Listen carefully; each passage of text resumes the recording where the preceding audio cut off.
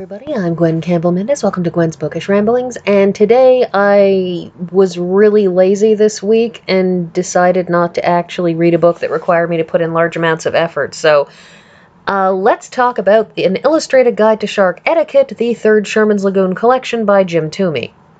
So, Sherman's Lagoon is still around. You still see it in the papers, but I've always had a partiality for Sherman's Lagoon ever since it, started to appear, because, it's a good solid Saturday morning funny, of course, but it has some really interesting little characteristics to it that they help it stand out in terms of Saturday morning cartoons, comics, rather, not Saturday morning cartoons. What am I even talking about? The newspaper funnies section, the comics section of the newspaper, because I can speak English. Yes, I can. So, let's talk about Sherman, who is the guy shark, and his wife Megan, who is the shark with eyelashes and a pearl necklace. And the thing about these two is that, Megan is very often that stereotypical comedy, long-suffering wife whose husband is kind of a moron, that, she tries to be cultured, she tries to be intelligent, she tries to, as in this case, she's taking cooking classes at the culinary school, and she's making a brambori similar to the Austrian potato pancake. The brambori was developed by Czechoslovakian chefs in the 1930s. Look how the potato strings interweave. Notice how the saffron brings out the earth tones around the edges. And Sherman is putting ketchup on it. And the thing is, that's a really, really standard sort of shtick. You see that in the comics, you see that in sitcoms, you see that in all kinds of places. The idiot husband who is well-meaning, he's a Homer Simpson type. He's well-meaning, but he's just not that bright. He's not particularly cultured. He's not somebody that you take to an art museum. He's somebody that you leave, at some sort of sporting event or some kind of monster truck rally, and just leave him there and do something interesting and come back and pick him up when it's all over. We've all seen the trope. But what's really, really fun about Sherman and Megan is that they're both sharks, and they fit together really, really well, and sometimes it's this beautiful, perfect thing. The thing about Sherman and Megan is they are sharks, and so all the time in this comic, they're eating other fish. This is not a gentle ecosystem.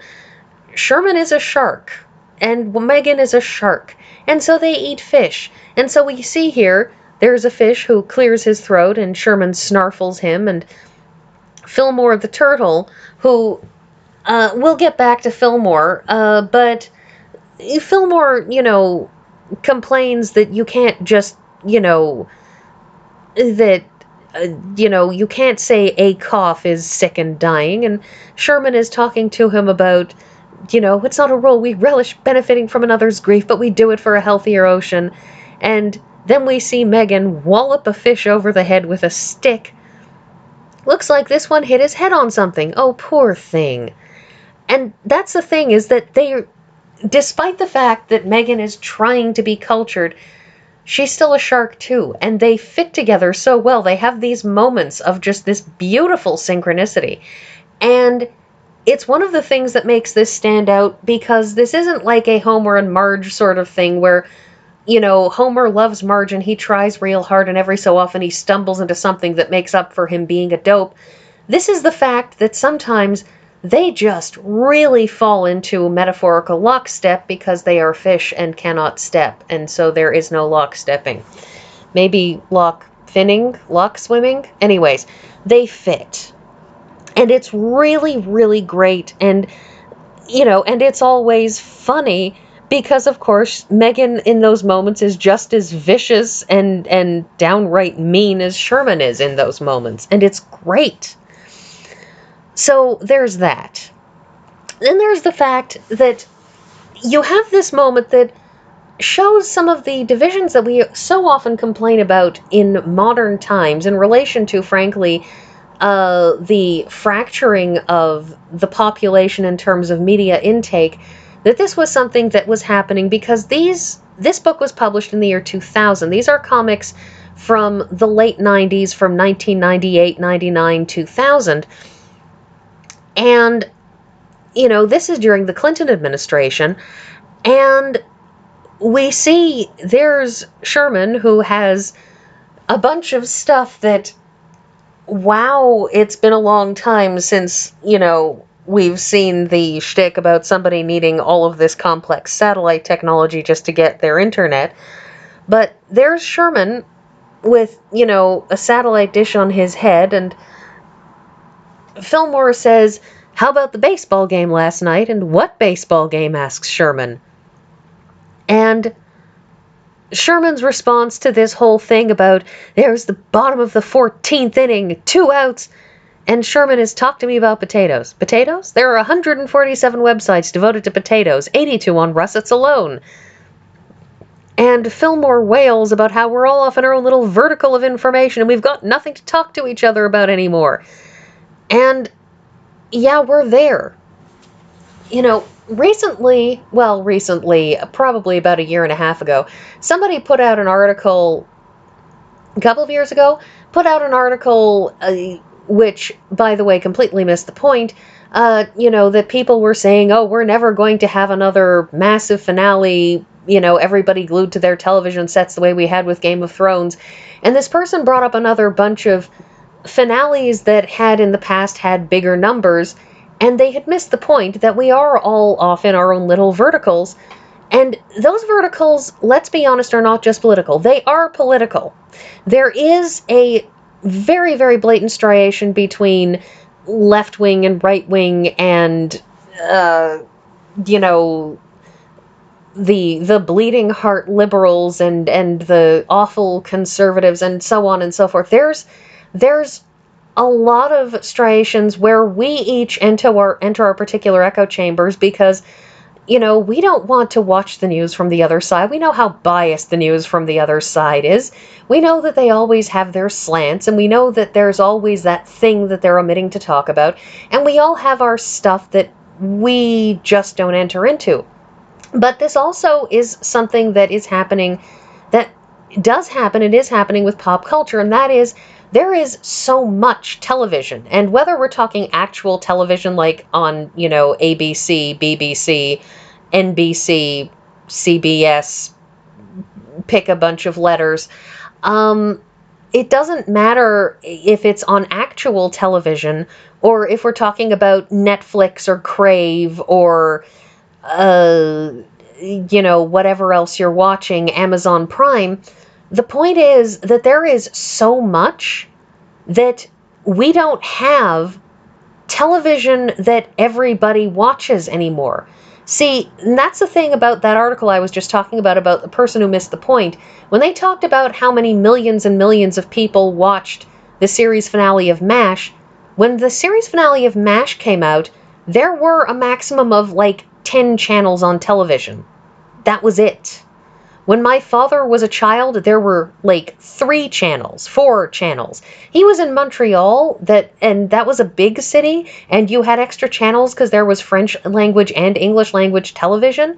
But if you were in a small town, you had 2 channels if you were lucky and both of your rabbit ears on your television worked.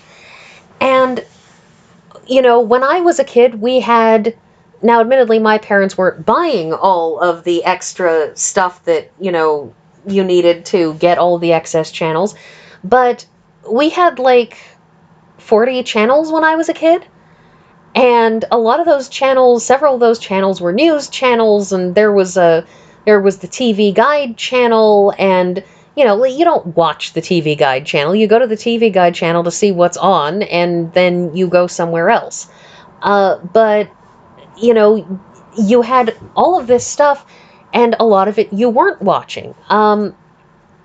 Now we literally have a couple hundred channels on television from a deal with Rogers Cable, and a couple hundred channels You can't watch all of that. If you decide to watch all of that television that's in and current and hip, you don't have time to do anything else. You don't have time to read books or go to the movies or play video games because you're trying to watch all of that television.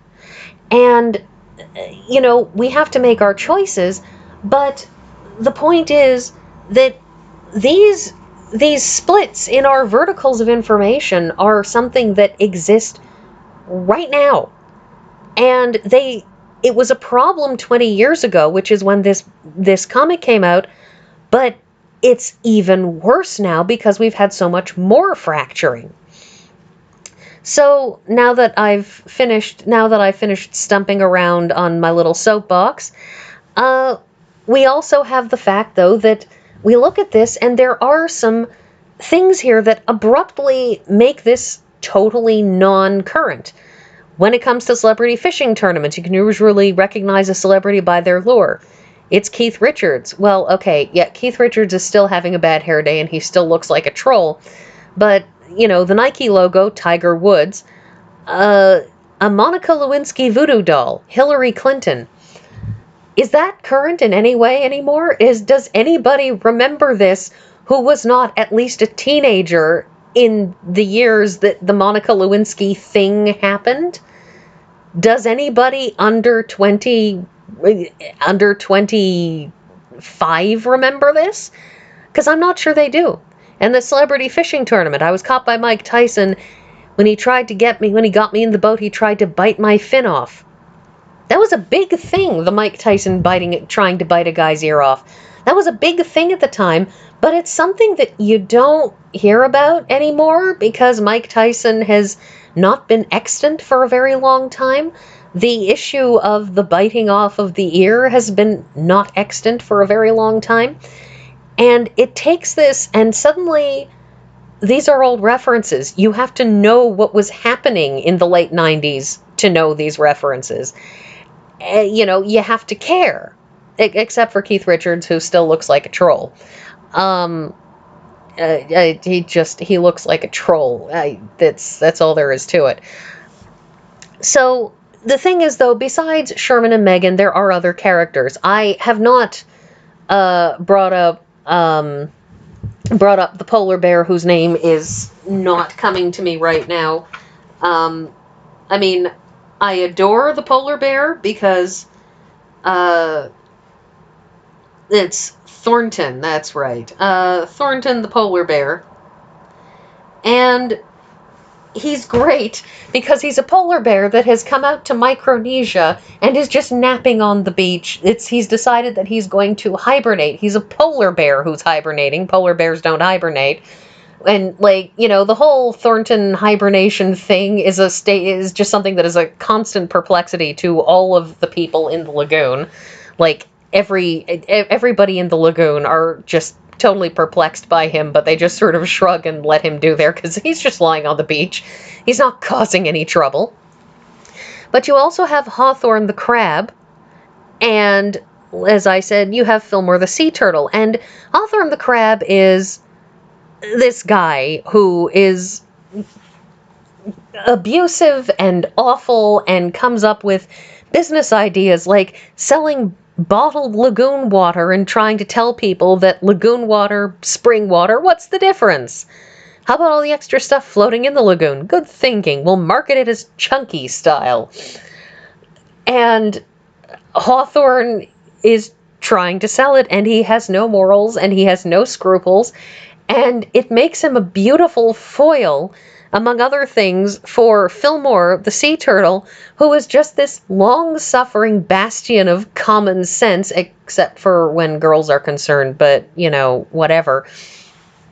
But Fillmore is most of the time, he has his silly moments, most of the time Fillmore is the foil, he's the straight man, he's the bastion of common sense, who's just suffering from everyone around him being ever so slightly insane. And he's a wonderful foil. Anyway, so that's basically my time. So, wow, look, I've talked for 15 minutes about this.